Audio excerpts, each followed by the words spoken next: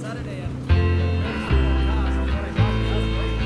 out to the peninsula. Just here at Cygnet Bay is my home. I've been a bird from young fella. I traveled a lot playing basketball, so I've traveled all of Australia playing basketball. I'm a pretty loud speaker, so yeah. Okay. These students, ranging from year 7 all the way down to year 1. We also had a government-funded teacher, so a very special place to grow up and go to school. My only problem, being so close to the water. My attention was always outside. The high tide mark would come all the way in here. So you can just imagine sitting in class, watching little fishes jump around. Very distracting. Yep. No worries. So I'd like to welcome you all here today. So I'll get started. So the story of the Australian pearling industry begins with the pink tartar maxima. This is the world's largest oyster and the world's largest pearl producing oyster that grows in a natural abundance in the northwest of Western Australia. And with the pink tartar maxima in the wild, it can live up to 30 years old and grow to the size of your average dinner plate. But as a kid growing up here at Cygnet Bay, I seen shells larger than your average dinner plate. So they grow quite large, doing so for over 20,000 years. So they were harvesting the mother of pearl shell mainly for ceremony, cultural purposes, also for trade. So along the Pilbara and the Kimberley coast, the indigenous people used to trade as far as the Central Desert, even as far as Sydney and Melbourne. By Mr. Koichi Mikimoto of Japan. So he was the first man to successfully cultivate a pearl. And he mastered this technique with the pink tartar akoya, a small species of oyster that produces small pearls. Although Mr. Mikimoto unlocked the secrets of how to cultivate pearls, he spent decades trying to convince the global islanders and Asian men that came over. Many of them returned home, but a lot of those men stayed out here in the Dampier Peninsula and back at Broome and married into indigenous families. So today, we're very multicultural, very Asian influenced.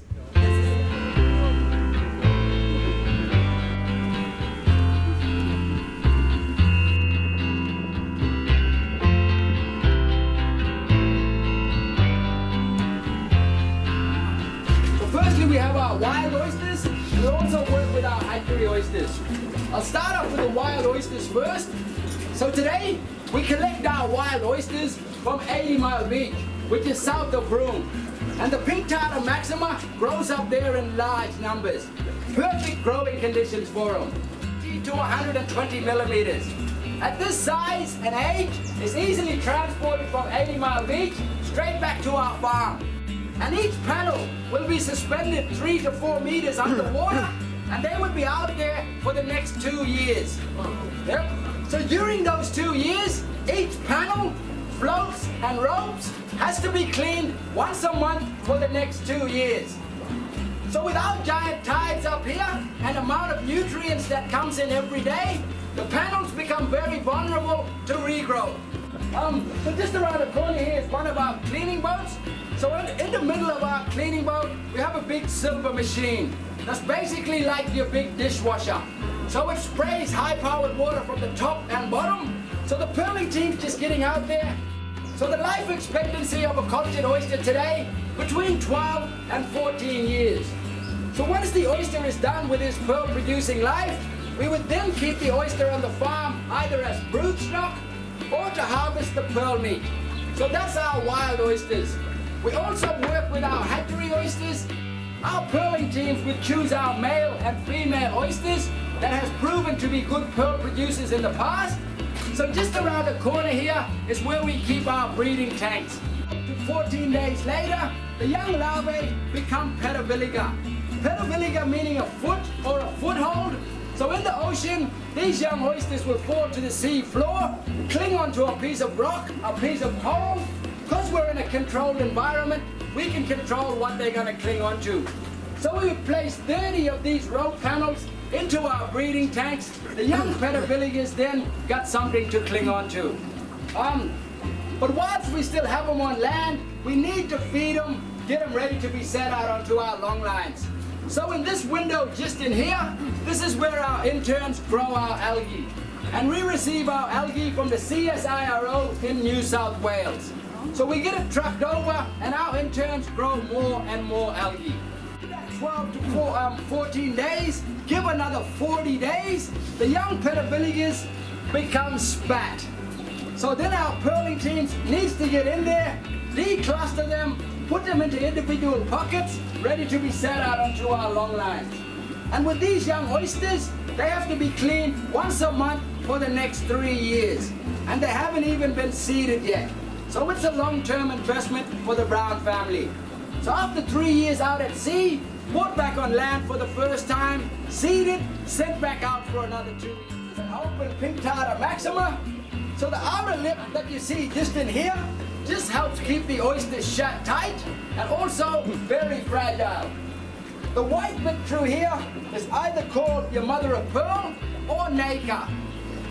The dark bit in here is the mantle tissue, and that's the only part of the oyster that secretes your liquid nacre or your liquid mother of pearl.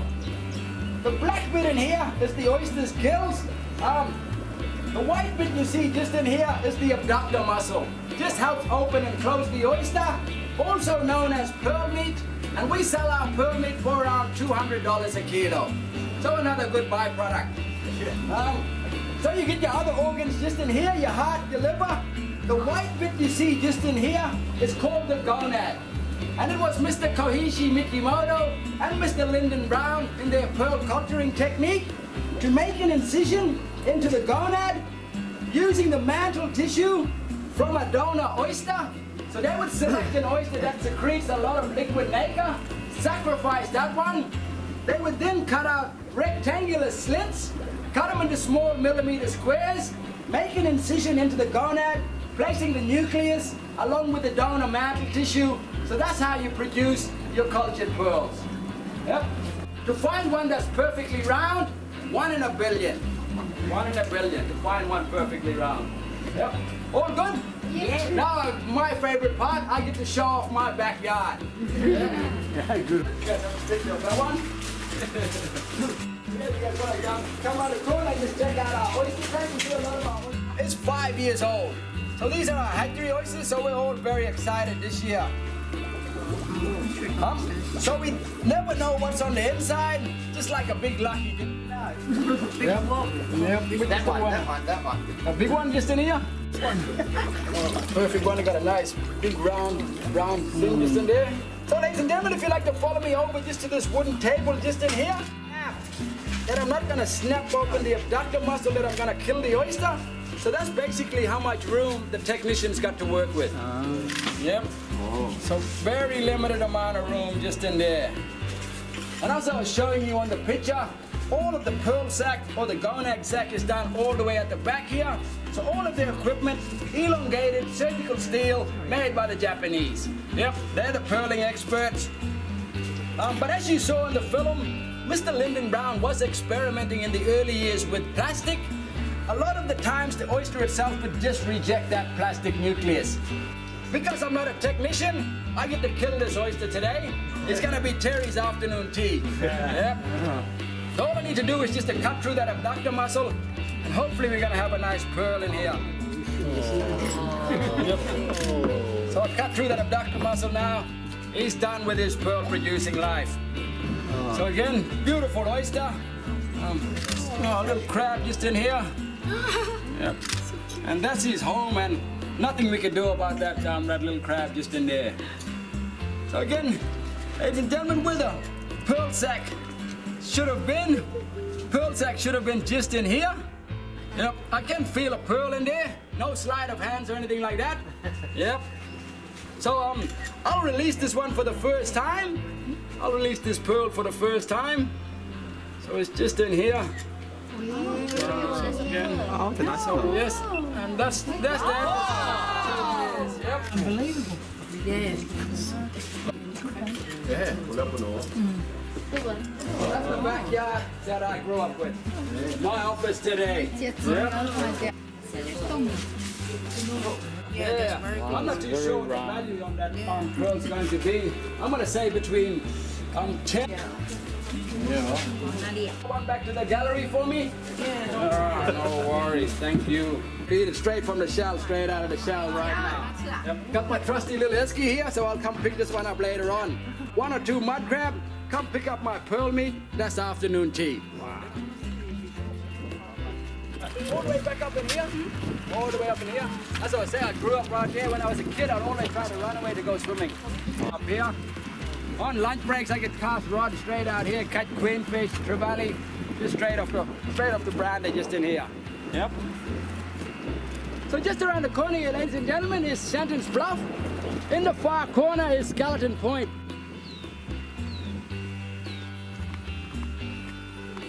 So any quality pearl that's below B2, we wouldn't put it out there in the marketplace. We'd either wholesale it, and whatever the wholesaler does with it is his business. It's all to do with the outer lip of each oyster. This one being a gold lip, this one being a white lipped oyster.